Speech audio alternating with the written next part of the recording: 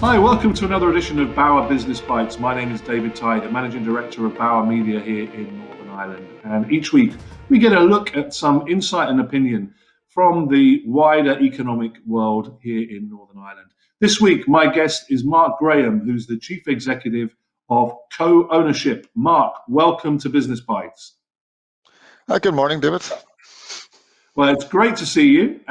Let's get straight into it because time is always against us on these episodes. So, for the uninitiated, what is co-ownership? I think I can guess from the title, but tell us a little bit about your organisation.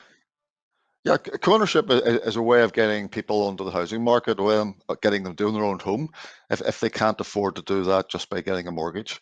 So, very simple terms, it's you would buy half the property with a mortgage, and we would own half the property and charge you rent on that half.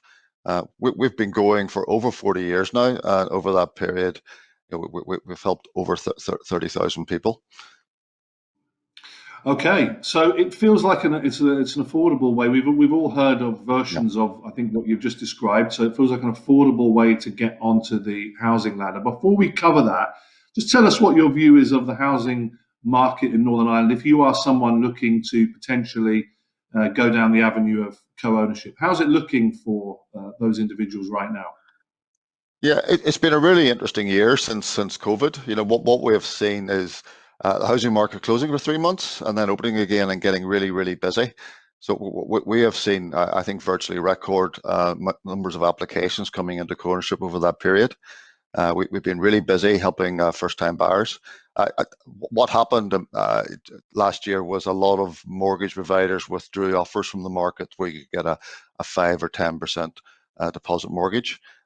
So they've come to us because they couldn't get a mortgage by themselves. So we helped over 1,000 people last year, which is a very high number. At the moment, the main issue is there's a lack of supply in the market. There are more buyers out there than there are sellers, and I think that's particularly in Northern Ireland is what's pushing house prices up. But in context, house prices in Northern Ireland are still very affordable compared with what they are like elsewhere. And co-ownership's a way of making them even more affordable, both in terms of people's monthly outgoings, but also in terms of the deposit. Because for first-time buyers, saving for the deposit is probably the biggest challenge at the moment. Yeah. So how does that work then from a deposit perspective? Presumably, it's a proportion of what you would have to put. It's the proportion. Is that Yeah. the way it works? Yeah, it's even better than that. So we have a number of lenders in Northern Ireland who will take our share of the property, which would be typically 50%, and that share of the property would then be regarded as as meaning they don't actually need a deposit. So for a lot of our customers, they don't need any deposit at all.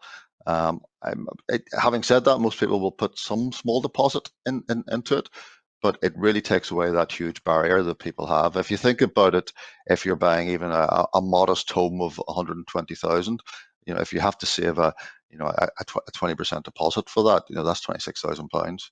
Even a 10% deposit is £13,000, and that's a real challenge for people living in the private rented sector with high rents, and who are relatively moderate incomes usually.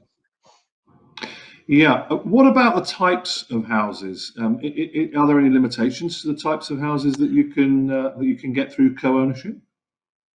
Yeah, we buy houses right across Northern Ireland. We buy any type of house. We only buy properties up to £165,000 because we believe that's fair and equitable for people. But £165,000 in Northern Ireland will still get you a decent house anywhere in Northern Ireland. The most typical houses we buy, as you'd imagine, are semi-detached houses or terraced houses. So that's the predominant type, because I guess that's what people are looking for, and it's what fits within that £165,000 barrier. So when we look into the future of home ownership, anything that I've read suggests that the future is going to be extremely difficult and challenging, especially for younger people to get onto the housing market. Are there any pitfalls to co-ownership that people should be aware of, or anything they should kind of bear in mind if they're going to go down this route? Yeah, I guess when people apply to co-ownership, they need to bear in mind they'll also need to get a mortgage. So it's only half the size of mortgage they normally need to get, but all the same criteria that we will apply, a mortgage provider will supply. So it's things about making sure your credit history is sound. And I know often people, it can be very small things like credit card bills and things that haven't been paid that will trip people up. So that's probably the main thing that people should look out for, is credit issues. Um, I think many of the barriers for young people these days is they may not be in full-time employment. They may have jobs where wages will vary, and that also tends to be a challenge in terms of getting a mortgage or getting approved by co-ownership, because we want to make sure home ownership is sustainable, that people can continue to afford it, in coming years. But lenders these days are very sensible and very careful about who they'll actually lend to. So that there are quite a lot that we will do and a lender will do to make sure home ownership is sustainable. So just to clarify, the individual has to they have to come to you with the 50% or whatever the percentage is of their own mortgage. You don't do that for them, or do you? No, we don't do. But the process is they will come to us. We will assess their affordability. We'll also decide if they don't need our help, they can get a mortgage by themselves. We'll give them a what we call an approval in principle. They will then go and find a house, and they'll also go and find a mortgage. So by us providing that approval in principle, it gives them some confidence that they'll be able to A, get a mortgage, and B, get a suitable property. But yes, they will go and get a mortgage of, I think, all of our local lenders in Northern Ireland, and the vast majority of national lenders will lend co-ownership mortgages. So they will typically go through a mortgage broker, but there should be a wide choice of options available to them. Okay. I suppose you must work quite closely with the department for communities, especially when we're looking at the future of home ownership here in Northern Ireland. How do you work with them? And have you got a message for them, or are you happy with the way things are here, looking to the future? No, we've had a very positive and constructive working relationship with the Department for Communities for many years now. So this year they've actually agreed to provide 145 million pounds of loan funding, um, which will allow us to help 1,000 people each year over the next 4 years. So that's been really important to support our future business plans, and it's been really important to help people. I mean, we need government funding to ensure we can help people, because it is essentially a subsidy to support first-time buyers. And during the year we were extremely busy, to a point that we actually got extra funding from the Department for Communities that will help another 400 people into home ownership. So we've been very well supported by both the minister and the department officials, and in helping first-time buyers achieve their dream of a home. Yeah, just as we're coming to a close, probably two final questions. The first one is, there's been a lot of talk of people returning back to Northern Ireland in this new kind of working environment where people can work remotely.